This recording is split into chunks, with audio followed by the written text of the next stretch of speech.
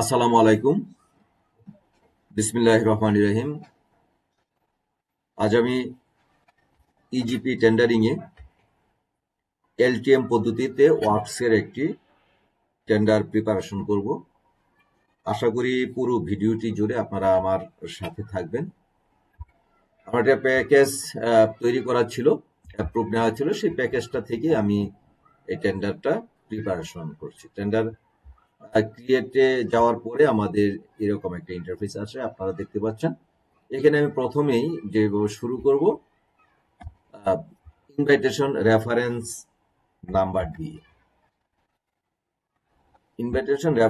Number দিয়ে আমি টেন্ডারটা শুরু করবো। এটা যে প্রতিষ্ঠান যেভাবে নাম্বার দেয়,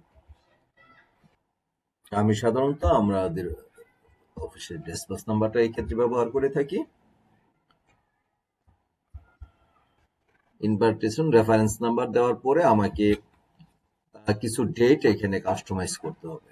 প্রথমে যে schedule, tender, proposal, publication, date and time, অর্থাৎ আমি এই টেন্ডারটা কবে পাবলিশ করব, অর্থাৎ কখন লাইভে আসবে, সেটার জন্য আমি যখন টেন্ডার প্রিপারেশন করব আমাকে চিন্তা করে টিডিএস, পিসিসি বা আদার্স যে ডকুমেন্টস গুলি আছে, অর্থাৎ টোটাল টেন্ডারটা কমপ্লিট করতে প্রিপারেশন নিতে আমার কতক্ষণ সময় লাগতে পারে বা কয়দিন সময় লাগতে পারে, আমি সেগুলি চিন্তা করে আমি 2 দিন সময় হাতে রেখে প্রিপারেশনের কাজটা শুরু করলাম। Tender proposal documents last selling date, এখানে আমাকে 14 দিন সময় দিতে হবে। এলটিএম এ টেন্ডার প্রপোজাল সেলিং এর জন্য মিনিমাম 14 ডেজ টাইম আমাকে দিতে হবে। Pre tender meeting tender proposal বিক্রয়ের যে সময়টুকু থাকবে তার মিনিমাম 1/3 সময় থাকবে প্রি টেন্ডার। আপনারা দেখতে পাচ্ছেন এখানে তারিখ দেওয়ার সাথে সাথে এটা সিস্টেম বলতেছে ওই দিন হলিডে। সুতরাং আমি যদি হলিডে হয়ে থাকে আমি সময় কমায় দিতে পারবো না, বাড়ায় দিতে পারবো। বাড়ায় দিয়ে দেখি, হ্যাঁ ঠিক আছে। Pre tender proposal meeting start date, আগে বলেছিলাম tender proposal document last selling এর এবং পাবলিকেশন এর মধ্যবর্তী যে সময়টা আছে সে তার 1/3 সময় আমরা প্রি টেন্ডার প্রপোজাল মিটিং এর জন্য রেখে দিই। Pre tender meeting start date and time, মিটিংটা আমরা যখন টেন্ডারটা পাবলিশ হলো আমার বা লাইভে আসলো তারপর থেকে আমি এই সময়টা দিয়ে দিতে পারি। ওই দিন ওই সময় থেকে বা 1 ঘন্টা পরে থেকে আমরা মিটিং এর জন্য সময় দিই এবং মিটিংটা শেষ করব অন্তত tender proposal document last selling এর যে সময় আমরা দিয়েছি তার মিনিমাম 1/3 সময় আমরা মিটিং এর জন্য রেখে দেব। মিটিং ডিউরেশনটা হবে 1/3 সময়। Tender proposal closing date and time, last যেদিন আমি টেন্ডার ডকুমেন্ট সেল করব তারপরে ইমিডিয়েটলি পরবর্তী কর্মদিবসে টেন্ডারটা ক্লোজ হবে।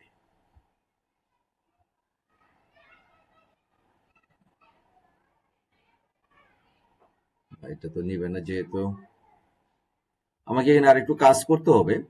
আমি দেখতে পাচ্ছি যেদিন আমার লাস্ট ডকুমেন্টের লাস্ট সেলিং ডেট ছিল তার ইমিডিয়েটলি পরের দিন যদি আমি ক্লোজ করতে যাই তাহলে সেদিন হয়ে যায় হলিডে। হলিডে হলে এটা আর নিবে না, সিস্টেম নিবে না। এই জন্য আমি এটাকে আরেকদিন 2 দিন বাড়ায় দিতে হবে।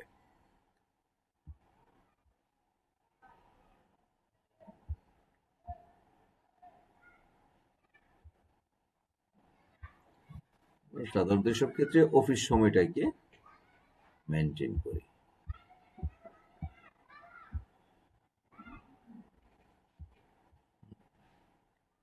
সেক্ষেত্রে আমি ক্লোজিং এর সময়টা এখন আমি ঠিক করে দিতে পারবো। ক্লোজিং সময় দেওয়ার সাথে সাথে ওপেনিং টাইমটা সিস্টেমই জেনারেট করে দিচ্ছে, অটোমেটিকলি সেম সময়টা সিস্টেম করে দিচ্ছে। এবং টেন্ডার সিকিউরিটি সাবমিশনের জন্য আমরা টেন্ডার ক্লোজিং এর আগ মুহূর্ত পর্যন্ত যেন কোনো টেন্ডারার সিকিউরিটি সাবমিট করতে পারে আমরা সেই সুযোগটা হাতে রেখে সেভাবে সময়টা দিয়ে দিলাম। তারপর এলিজিবিলিটি অফ টেন্ডারার কনসালটেন্ট, আমার এনলিস্টেড টেন্ডারার, ব্রিফ ডেসক্রিপশন, আমি ডেসক্রিপশনটা লিখে দিলাম কি কাজ করবে। টেন্ডার প্রপোজাল ডকুমেন্ট প্রাইস, এটা সিস্টেম জেনারেটেড। এখানে কিছু ডাটা আছে, আইডেন্টিফিকেশন অফ লট, আমি এটা লিখে দিলাম এবং কি কাজ করব সেটাই। লোকেশন, টেন্ডার প্রপোজাল সিকিউরিটির অ্যামাউন্টটা আমরা এখানে কাস্টমাইজ করে দেব 2 পিপিআর 2025-এর। টেন্ডার টেন্টেটিভ স্টার্ট ডেট এবং টেন্টেটিভ কমপ্লিশন ডেট, এটা নিয়ে অনেকে আমাকে প্রশ্ন করে থাকেন এই সময়টা কি দেবে। এটা আসলে টেন্টেটিভ, এখানে শব্দটাই বলা আছে টেন্টেটিভ, কবে থেকে কাজটা শুরু হতে পারে এবং কবে নাগাদ কাজটা শেষ হতে পারে আমরা আনুমানিকভাবে ওই সময়টা এখানে দিয়ে দিব। আমার এই টেন্ডার ক্লোজিং হওয়ার পর মূল্যায়ন করব, তারপরে কর্তৃপক্ষের অনুমোদন লাভ করবে, নোয়া ইস্যু করব, ইত্যাদি ইত্যাদি আনুষঙ্গিক কাজ শেষ করে এই কাজটা কবে নাগাদ শুরু হইতে পারে এবং কবে নাগাদ শেষ হইতে পারে, এটা সম্পূর্ণ টেন্টেটিভ ডেট। আমি এই টেন্টেটিভ ডেটটা নিয়ে আমাদের অডিট হওয়ার কিছু নেই, পরবর্তীতে এই ডেটটার আর কার্যকারিতা হয়তো থাকবে না। নোটিশটা সাবমিট হওয়ার পর আমাকে যে কাজটা করতে হবে, টেন্ডার প্রপোজাল ভ্যালিডিটি, আমরা এটা 120 দিন রাখি। টেন্ডার প্রপোজাল সিকিউরিটি ভ্যালিডিটি, সাধারণত টেন্ডার ভ্যালিডিটি পিরিয়ড যা হয় তার থেকে 28 ডেজ প্লাস করে ভ্যালিডিটি সিকিউরিটির ভ্যালিডিটি পিরিয়ড হয়, এটা সিস্টেমেই এটুকু ক্যালকুলেশন করে দেয়। আমি এটা সাবমিট করে দিলাম।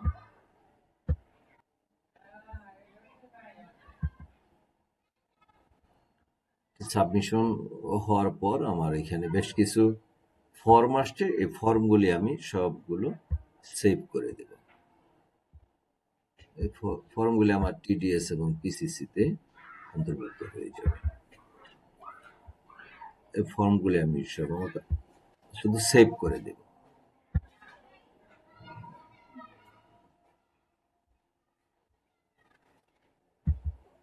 পর্যায়ে আমার নোটিশ তৈরির কাজ অনেকটা শেষ হলো।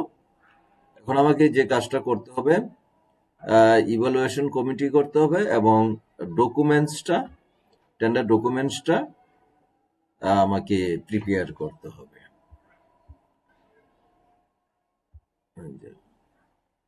একটা জিনিস করতে হবে, আমাকে কনফিগার করতে হবে।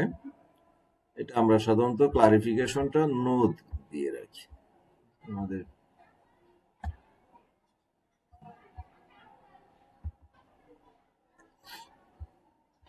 আমি এই ওয়ার্কফ্লোটা পরে করব, তার আগে ইভালুয়েশন কমিটিটা গঠন করে নিই। ইভালুয়েশন কমিটি গঠন করার পরে আমি ডকুমেন্টসের কাজ করব।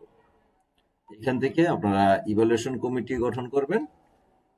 এই ইভালুয়েশন কমিটি কিভাবে করতে হয়, সেটার অ্যাপ্রুভ কিভাবে করতে হয়, নোটিফিকেশন কিভাবে করতে হয়, এই বিষয়টা আমার অন্য একটা ভিডিওতে আছে, আপনারা ইচ্ছে করলে ওইখান থেকেও দেখে নিতে পারেন। অথবা আমি শুধুমাত্র ইভালুয়েশন কমিটি গঠন করা, নোটিফিকেশন করা, অ্যাপ্রুভ করা, এটার জন্য আমি আলাদা একটা ভিডিও পরবর্তীতে করে দেব। আপাতত আপনারা আমার পূর্ববর্তী ভিডিও থেকে এটা দেখে নিতে পারেন। তারপরে ডকুমেন্টসে যাই। ডকুমেন্টসে আমাদের যে কাজগুলো করতে হবে, PW2B এর এখানে ডকুমেন্টসে অনেকগুলো কাজ আমাদেরকে করতে হবে।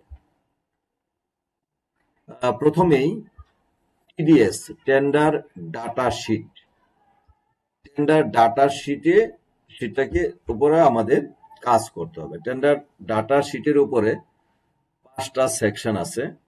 5টা সেকশনে অনেকগুলো ডাটা আছে যেগুলো আমাদেরকে কাস্টমাইজ করতে হবে।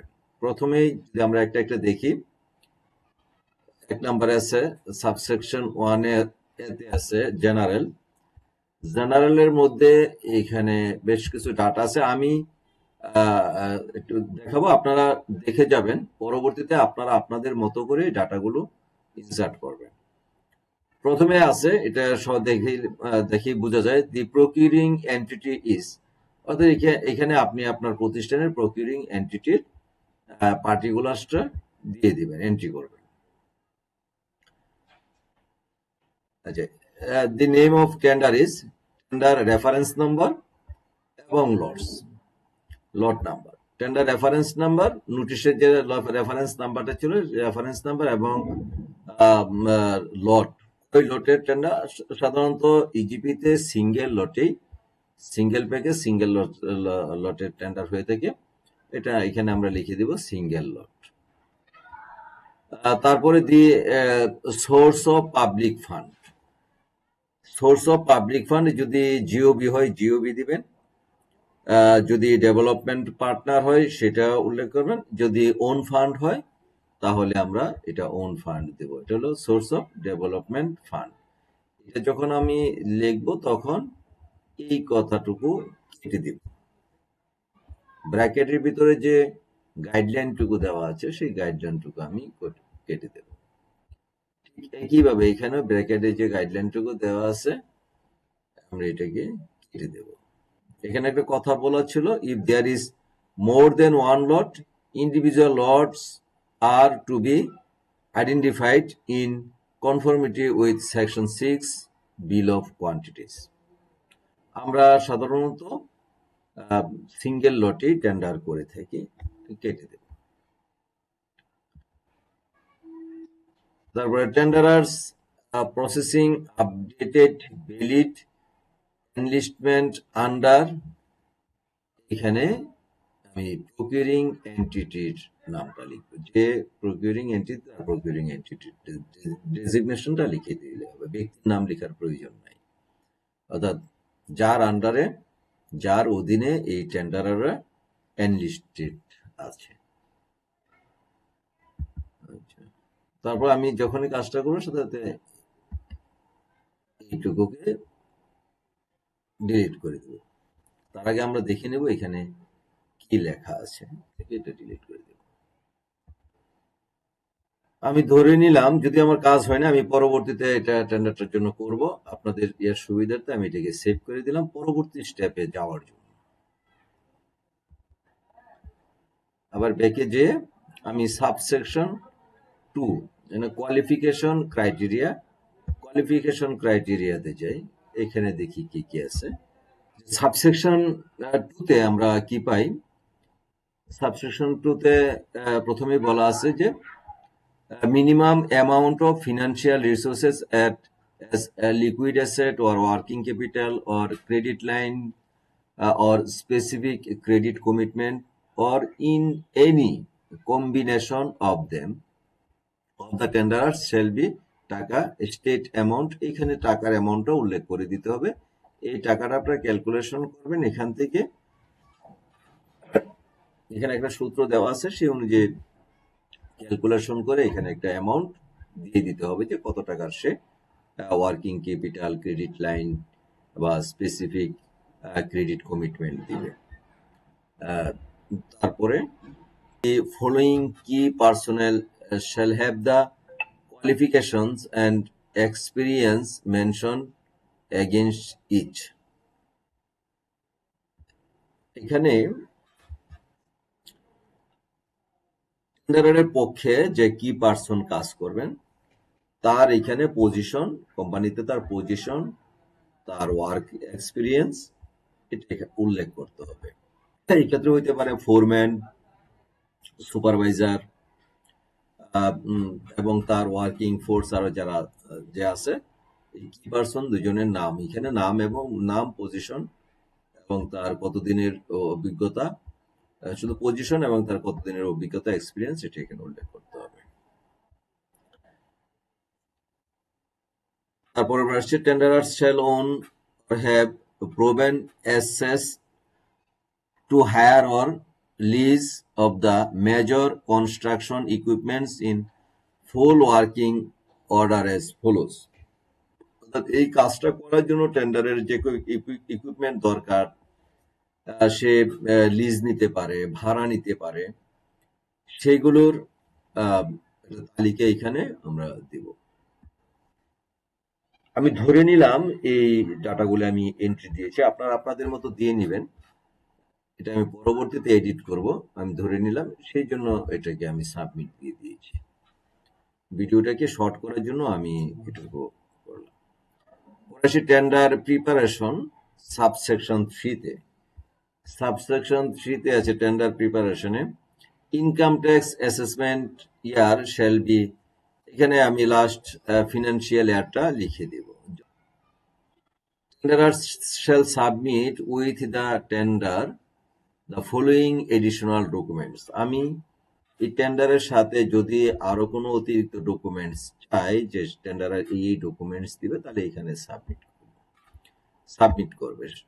এখানে আমি লিখে দিব যে কি কি ডকুমেন্টস সে আমাকে দেবে। আমি চাইতে পারি তার এবিসি লাইসেন্স যদি প্রযোজ্য হয়, আমি চাইতে পারি তার এনলিস্টমেন্ট সার্টিফিকেট, আমি চাইতে পারি তার ম্যান পাওয়ারের তালিকা, তার মেটেরিয়ালস এর তালিকা, তার টুলস এর তালিকা বা ইকুইপমেন্ট, কাজ করার জন্য যেসব টুলস লাগবে সেগুলো চাইতে পারি। আমি তার ঠিকানা চাইতে পারি, যেখানে সে তার অফিস বা তার একটা গোডাউন থাকবে সেটার ঠিকানা চাইতে পারি, ইত্যাদি ইত্যাদি। যদি এডিশনাল যেসব ডকুমেন্টস বা যা যা চাওয়ার সেটা এখানে আমরা চেয়ে নিব। এবং আমরা টেন্ডার ডকুমেন্টসে যা যা চাইবো না, পরবর্তীতে টেন্ডার ক্লোজ হয়ে যাওয়ার পরে সেটার জন্য কোনো টেন্ডারের কাছে আমরা ক্লেম করতে পারবো না। আমি যা চাই শুধু সেটুকুই ক্লেম করতে পারবো। এডিশনাল কোনো কিছু টেন্ডার ক্লোজ হয়ে যাওয়ার পরে আর ক্লেম করা যাবে না যে আমাকে এটা দিতে হবে বা এই সাবমিশন দিতে হবে। তবে আমি সাবমিটেড যে ডকুমেন্টস গুলো আছে সেইগুলো বোঝার জন্য, সেইগুলো যদি বুঝতে সমস্যা হয় কোথাও বা ক্যালকুলেশনে কোনো সমস্যা হয় কোথাও, সেই ক্ষেত্রে আমি তার কাছ থেকে ক্লারিফিকেশন চাইতে পারবো, কিন্তু এডিশনাল কোনো সাবমিশন চাইতে পারবো না। The tender validity period shall be, এখানে আমি টেন্ডার ভ্যালিডিটি পিরিয়ডটা লিখে দিব। এটা নর্মালি 60 দিন থেকে 150 দিন পর্যন্ত দেওয়া যেতে পারে। আচ্ছা, এখানে আমি নোটিশেই লিখে দিয়েছিলাম সিকিউরিটি অ্যামাউন্ট, সেই অ্যামাউন্টটা আবার এখানে লিখে দেব। Tender security amount, tender security amount কত হবে সেটা এগুলো আমি ধরে নিলাম। এই কাজগুলো আমি করেছি, এই জন্য আমি আপডেট দিলাম। শুধুমাত্র ভিডিওটা শর্ট হওয়ার সাথে আমি তাড়াতাড়ি আপডেট দিলাম, পরবর্তীতে আমি এই কাজগুলো করে নেব। সাবসেকশন 3 কাজ করলাম, এখন সাবসেকশন 4-এ যাই। Tenderer submission purpose, the procuring এন্টিটির অ্যাড্রেসটা আমরা দিব। এই টেন্ডার সাবমিশনের জন্য প্রকিউরিং এন্টিটির যে অ্যাড্রেস, সেই অ্যাড্রেসটা আমরা দিব এবং deadline of submission of tender, টেন্ডারটা সাবমিশনের ডেডলাইন কবে, টাইম এন্ড ডেট, এই বিষয়গুলো আমরা এখানে এন্ট্রি দেব। এখানে আর তেমন কিছু নাই।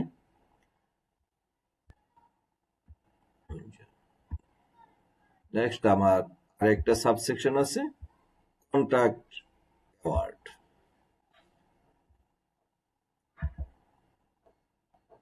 আচ্ছা, performance security shall not be required or performance security shall be provided by the successful tenderer in BDT currency।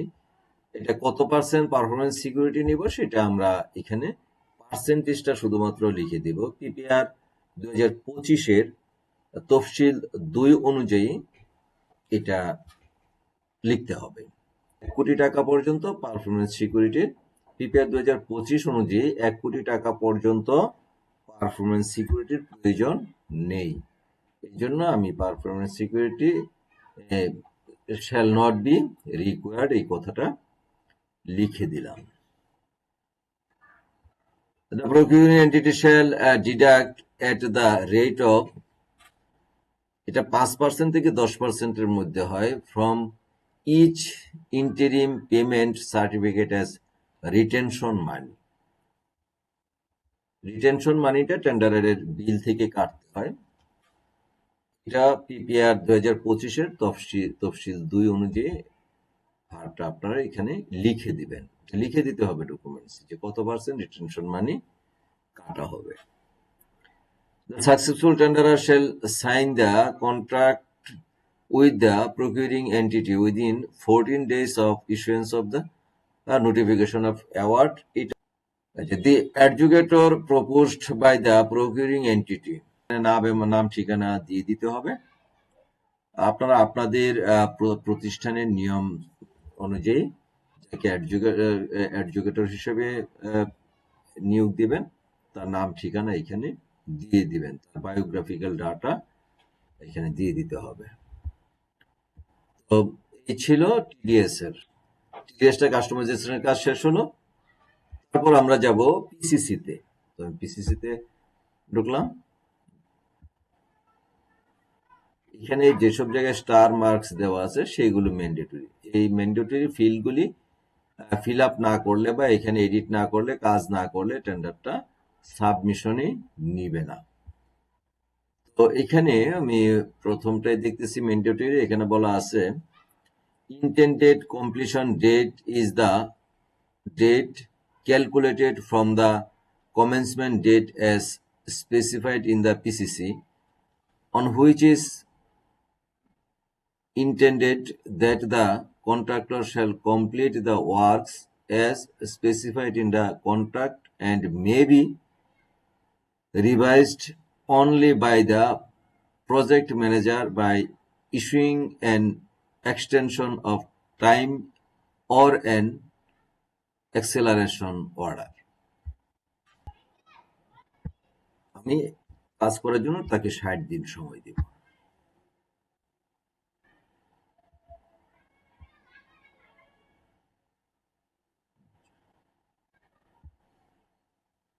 Site location, যে জায়গায় কাজ করবে সেই কাজের লোকেশনটা আমি দিয়ে দিলাম। তারপরে এই সেকশনটাতে আমাকে একটা সময় দিতে হবে যেদিন কন্ট্রাক্টর লাস্ট কাজ শুরু করবে। আমার প্রজেক্ট বুঝিয়ে দেওয়া 14 দিন পর থেকে সে কাজটা শুরু করবে। 14 থেকে 21 দিন বলা আছে, আমি 14 ডেজ দিয়ে দিলাম। পরবর্তী সেকশন ম্যান্ডেটরি ফিল্ড স্টার্ট দেওয়া আছে। ম্যান্ডেটরি ফিল্ড এখানে বলা আছে works means all works associated with the construction, reconstruction, ইত্যাদি ইত্যাদি at works as detailed in the PCC. If the value of those services does not exceed that of the works themselves, the works consist of, এখানে brief summary লিখতে বলছে, তাহলে আমি এখানে লিখে দিচ্ছি the value বা cost of those services does not exceed the value of the construction works themselves. এই কথাটা লিখে দিই, সাবমিট দিয়ে দিই। ঠিক আছে, আমার এই সেকশনটা সাবমিট হয়ে গেল। ঠিক আছে, আমি পরের সেকশনটাতে যাই। ইন্টারাপশন এটা এখানে স্টার চিহ্ন দেওয়া নাই, এটা ম্যান্ডেটরি না। আমি চাইলে এই ফিল্ডটাকে নাও দিতে পারি। আমি এখানে নট অ্যাপ্লিকেবল লিখে দিয়ে দিলাম। কোনো কলাম একদম শূন্য দিলে থাকলে সেটা নিবে না, তার জন্য আমি এখানে 00 দিয়ে আমি এটাকে সাবমিট করে দিলাম।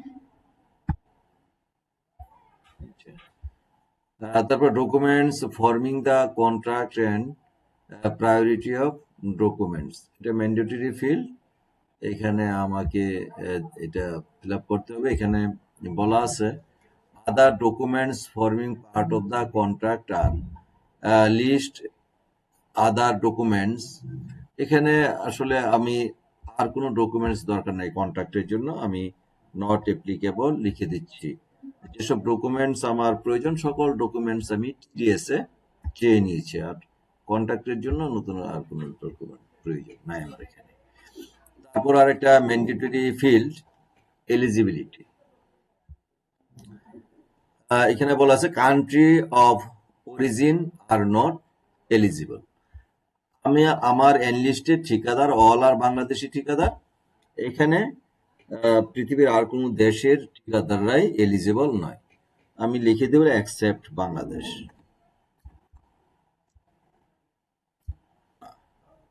আমি তারপরে গেল পরেরটা ম্যান্ডেটরি ফিল্ড।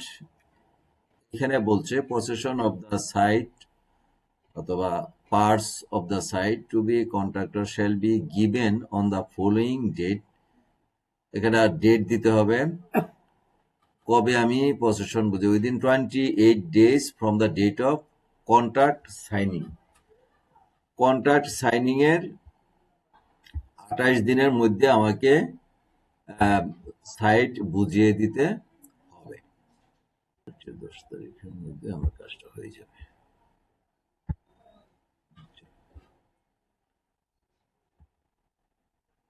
তারপর ম্যান্ডেটরি আরেকটা ম্যান্ডেটরি ফিল্ড, এটা আগেই ফিল আপ হয়ে গেছিল থেকে। Programme of works within the time state in the PCC, the contractor shall submit to the project manager for approval a program of works showing the general method, arrangements, order and timing. অর্থাৎ ঠিকাদার তার একটা ক্লাসের total কাজের একটা plan তৈরি করবে, একটা প্রোগ্রাম তৈরি করবে, সেই প্রোগ্রামটা সে প্রজেক্ট ম্যানেজারের কাছে উপস্থাপন করবে। এই প্রোগ্রামটায় এখানে আমাকে দিতে হবে কতদিনের মধ্যে সেই প্রোগ্রামটা করবে। এটা ইউজুয়ালি কন্ট্রাক্ট সাইনের 15 দিনের মধ্যেই থাকে। কন্ট্রাক্ট সাইনের পরে সে আমার কাছে একটা প্রোগ্রাম উপস্থাপন করবে, সেটা ইউজুয়ালি আমি 15 দিন সময় দিব। কন্ট্রাক্ট সাইনের 15 দিনের মধ্যে সে প্রোগ্রামটা উপস্থাপন করবে। তারপর আরেকটা ম্যান্ডেটরি ফিল্ড, এখানে দিতে হবে the period between program update. সে প্রতি সপ্তাহে আমাকে প্রোগ্রামের আপডেট জানাবে, আমি বলে দিলাম। তারপরে the amount to be withheld for late submission or non-submission of an updated program। এখানে বলা আছে যদি প্রোগ্রাম আমি তার আপডেট দিতে বলছি, সে যদি প্রোগ্রাম লেটে সাবমিশন করে তাহলে the amount could be any amount between 10,000 to 15,000। সে 10,000 থেকে 15,000 টাকার মধ্যে আমাকে ড্যামারেজ দিবে। আমি মিনিমামটাই তাকে ধরে দিলাম।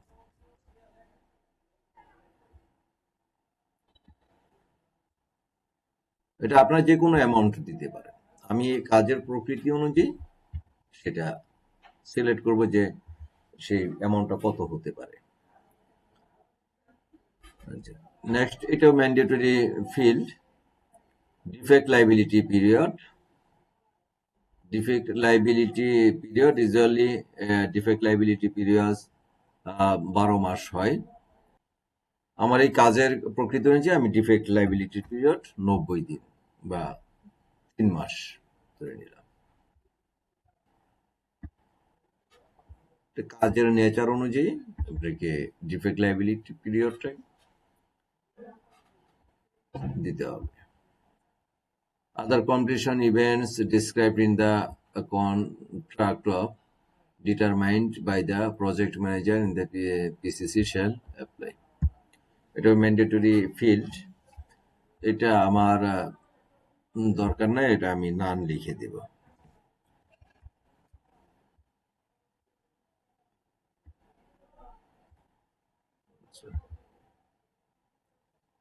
তারপর লিকুইডেটেড ড্যামেজ।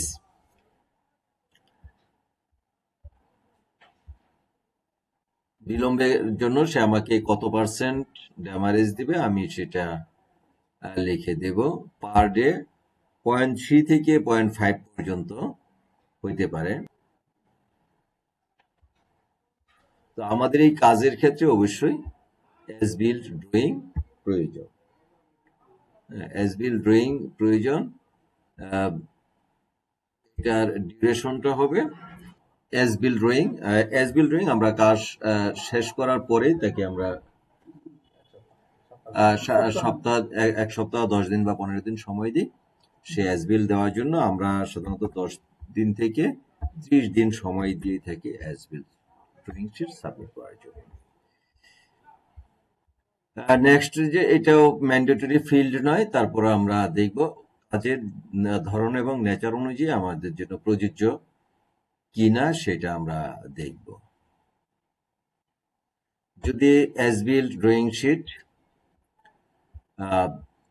সে সাবমিট করতে না পারে তাহলে তার উপর কোনো পানিশমেন্ট আমরা দিতে পারি কিনা সেটা এখানে বলা আছে।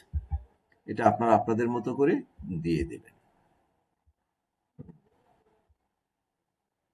ঠিক আছে, আমি এটাকে কাজ করলাম না।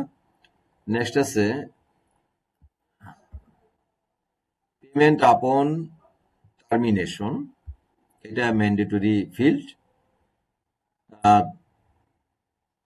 এখানে বলা আছে the percentage to apply to the contract value of the works not completed presenting the procuring entity additional cost of completing the uncompleted works is insert 15 and 25% of the revised official cost estimate of the incomplete works, usually depending on the nature of the works. সে যদি আংশিক কাজ ফেলে রেখে চলে যায়, অবশিষ্ট কাজ করার জন্য আমাকে যদি অতিরিক্ত অফিসিয়াল কস্ট এস্টিমেট করতে হয় তাহলে সেটা 20% ড্যামেজ আমি তার কাছ থেকে চাই। Next mandatory field educator. এডুকেটরটা প্রত্যেক প্রতিষ্ঠান আপনারা আপনাদের মতো করে আপনাদের প্রতিষ্ঠানের রুলস অনুযায়ী যাকে এডুকেটর নিয়োগ দিতে চান তার নাম ঠিকানা আমি XYZ একটা ইস্যু লিখে দিলাম, আপনারা আপনাদের মতো করে দিবেন। এটা আমি আমার মতো করে পরে করে নেব। Telephone number, fax number, email address সবকিছু দিয়ে এটা সাবমিট করতে হবে। এটা এডিট করার সুযোগ আছে। ফাইনালি আমরা লাইভে যাওয়ার আগে সবগুলি ডাটা কারেকশন করে নেব, আপনারা আপনাদের মতো করে দিয়ে দিবেন। তারপরে অরবিটেশন লোকেশন, আপনারা আপনাদের প্রতিষ্ঠানের নিয়ম অনুযায়ী অরবিটেশন লোকেশনটা এখানে দিয়ে দিবেন।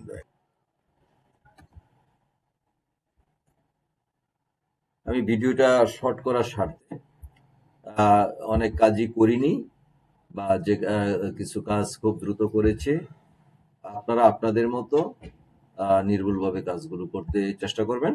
এবং আমি যখন এই টেন্ডারটা ফাইনালি লাইভে দিব, প্রিপারেশন শেষ করবো, তখন ইনকমপ্লিট সকল কাজগুলি আমাকে কমপ্লিট করতে হবে। কমপ্লিট করে তারপরে আমি এটা প্রিপেয়ার, এই জন্য আমি হাতে 2 দিন সময়ও রেখেছি। তারপর আমাদেরকে যে কাজটা করতে হবে E tender submission letter, tender information form, activities form, personal information, এই ডাটাগুলি আমাদেরকে ইনপুট দিতে হবে।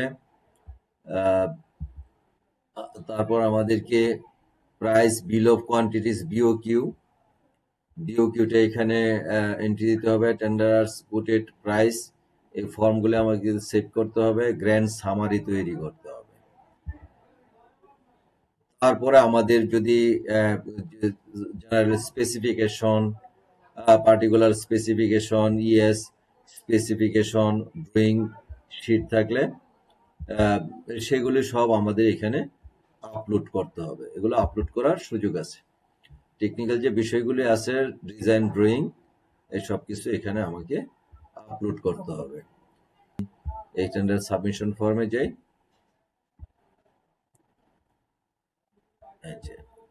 এখানে আমার কাজ হলো শুধুমাত্র এটাকে সাবমিশন ফর্মে সেভ করা। এই টেন্ডার ইনফরমেশন ফর্মে eligibility information, qualification information of the টেন্ডারার সবগুলি টেবিল ফিল আপ করতে হবে। ফিল আপ করার জন্য আমাকে শুধুমাত্র এই টেবিলগুলি সেভ করতে হবে। এই সবগুলো হচ্ছে টেন্ডারারের জন্য, এই কাজগুলি করবে টেন্ডারার, আমি ফর্মগুলি সেভ করে দিতে হবে। এখন আমরা অ্যাক্টিভিটি ফর্মটা তৈরি করব। এটা পি ইউজারের সাইট থেকে কাজটুকু করতে হবে। পার্সোনাল ইনফরমেশন ফর্মটা আমাদেরকে ফিল আপ করতে হবে। এটা আমরা শুধু সেভ করে দেব।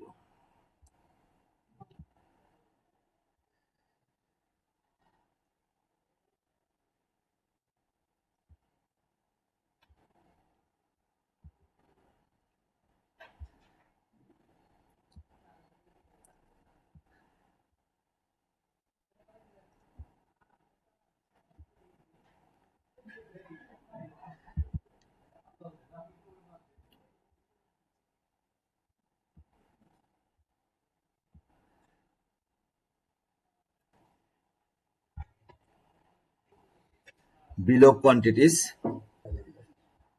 এখানে সিএসভি ফাইলটা আপলোড করতে হবে। আমি ডেমো হিসাবে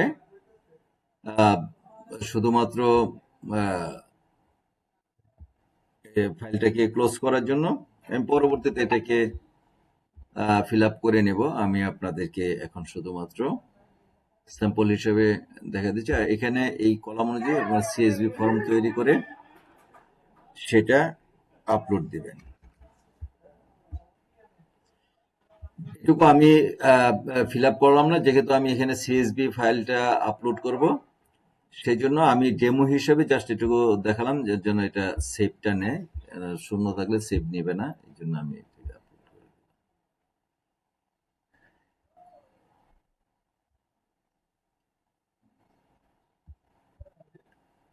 আচ্ছা,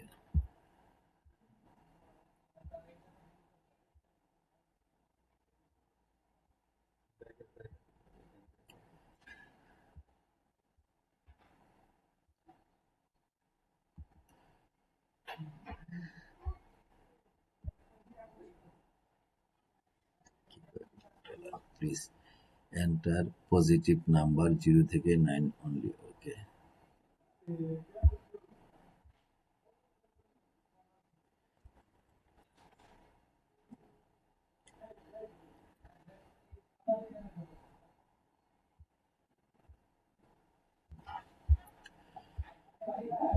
বিল অফ কোয়ান্টিটিসে আমি এখানে সিএসভি ফাইল আপলোড করে দিব।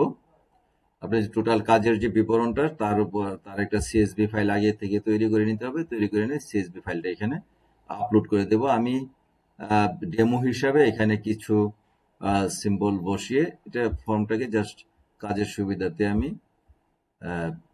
আপলোড করে দিলাম, সেভ করে দিলাম।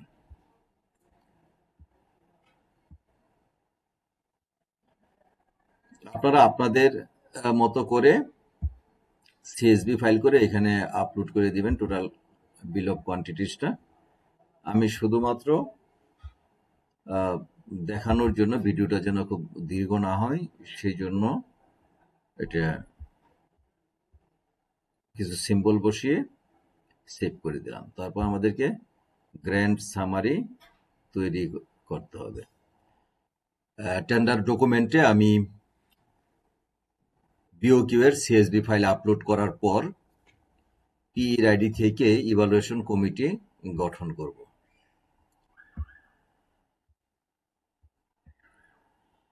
পিআইডি থেকে ইভালুয়েশন কমিটি গঠন করলে আমি ইভালুয়েশন কমিটি গঠন করলাম। ইভালুয়েশন কমিটি গঠন করার পরে আমাকে ওয়ার্কফ্লো ক্রিয়েট করতে হবে। যেহেতু আমি পিআইডি থেকে এই কাজটা করতেছি, আমার রিভিউয়ার 0 দিয়ে আমি ওয়ার্কফ্লোটা ক্রিয়েট করে দিলাম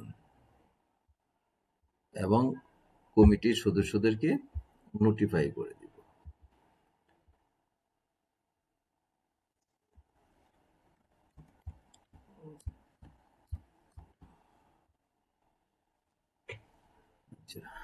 এখন আমার দেখুন নোটিশে কিছু কাজ বাকি আছে।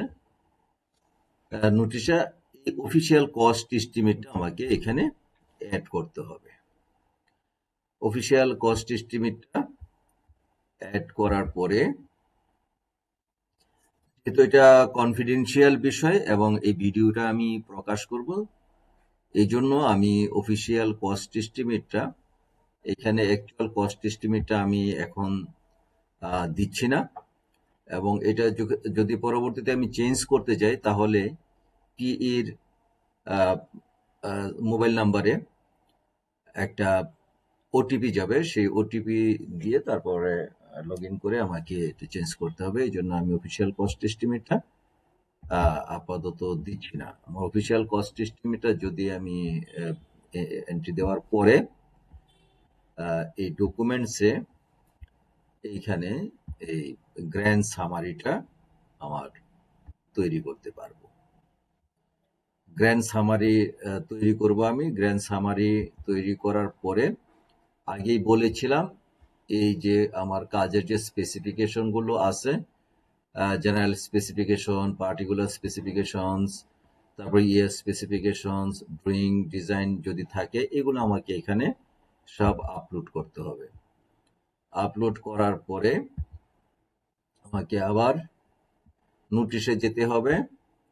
নোটিশে গিয়ে এখানে টেন্ডার এবং কনসালটেন্টের লিস্ট, আমার যে তালিকাভুক্ত টেন্ডারার আছে, কনসালটেন্ট আছে, তাদেরকে অ্যাড করতে হবে। যেহেতু এটা এলটিএম লিমিটেড টেন্ডারার এই টেন্ডারে পার্টিসিপেট করবে, যারা তালিকাভুক্ত টেন্ডারার, সেই তালিকাভুক্ত টেন্ডারারদেরকে আমি এখানে অ্যাড করে দেব। আমার টেন্ডারারদের যে ইমেল আইডি, এই ইমেল আইডি দিয়ে সার্চ করলে তাদের নামগুলো চলে আসবে একটা একটা করে। যতগুলো টেন্ডারার আছে প্রত্যেককে আমাকে এখানে অ্যাড করতে হবে। অ্যাড করলে যাদেরকে অ্যাড করব তাদের কাছে এই টেন্ডারের নোটিফিকেশনটা যাবে এবং তারাই শুধুমাত্র এই টেন্ডারে অংশগ্রহণ করতে পারবে। এক্ষেত্রে আমাকে অবশ্যই খেয়াল করতে হবে যেন কোনো টেন্ডারার বাদ না পড়ে। আমার প্রতিষ্ঠানে যতগুলো তালিকাভুক্ত টেন্ডারার আছে এই কাজের জন্য, প্রত্যেককে এখানে অ্যাড করতে হবে এবং কাউকে বাদ দেয়া যাবে না। তালিকাভুক্ত কোনো টেন্ডারারকে বাদ দেয়া যাবে না, তাহলে এই টেন্ডারের স্বচ্ছতা নিয়ে প্রশ্ন উঠবে। টেন্ডারার অ্যাড করার পরে তারপরে কিছু ফর্মালিটিস আছে যেগুলো অন্যান্য টেন্ডারের ক্ষেত্রে একই রকম, গুডসের ক্ষেত্রে একই রকম। আমাকে ওয়ার্কফ্লো তৈরি করতে হবে, টেন্ডারটা পাবলিশ করার জন্য ওয়ার্কফ্লো তৈরি করতে হবে। ওয়ার্কফ্লো তৈরি করার পরে আমি যখন গ্র্যান্ড সামারিটা করব, তারপরে এখানে পাবলিশ বাটন আসবে। পাবলিশ বাটন আসার পর পাবলিশ করে দিলে টেন্ডারটা পাবলিশড হয়ে যাবে। তো এই ছিল আমার আজকের আলোচনা। যদি আপনাদের ভালো লেগে থাকে, আপনাদের কোনো উপকার হয় মনে হয়, অবশ্যই আমাকে কমেন্ট করে জানাবেন। আপনাদের ছোট ছোট কমেন্ট হয়তো আমাকে ভবিষ্যতে এই ধরনের কাজ করার জন্য আরো অনুপ্রেরণা যোগাবে। তো এতক্ষণ সাথে থাকার জন্য ধন্যবাদ। আরেকটা কথা বলে রাখি, আপনারা সম্ভব হলে আমার চ্যানেলটি সাবস্ক্রাইব করে নোটিফিকেশন ট্যাবটি অন করে রাখবেন। পরবর্তীতে আমি যখন কোনো ভিডিও আপলোড করি তাহলে আপনারা সেটা যেন নোটিফিকেশন পেয়ে যান। এবং এই টেন্ডার সম্পর্কে আপনাদের কিছু জানার থাকলে অথবা কোনো পরামর্শ থাকলে, জানার চেয়ে বেশি প্রয়োজন হলো পরামর্শ থাকলে, আমিও এই কাজে খুব একটা দক্ষ বা এক্সপার্ট নই। আমার প্রতিষ্ঠানে কাজ করতে যেয়ে আমি যতটুকু শিখেছি ঠিক ততটুকুই আপনাদের সাথে শেয়ার করতে চেষ্টা করছি। যেহেতু এই সিস্টেমটা বাংলাদেশে নতুন, আমরা এটা সম্পর্কে অনেক কিছু জানি না, আমাদের অনেক কিছু জানার শেখার আছে।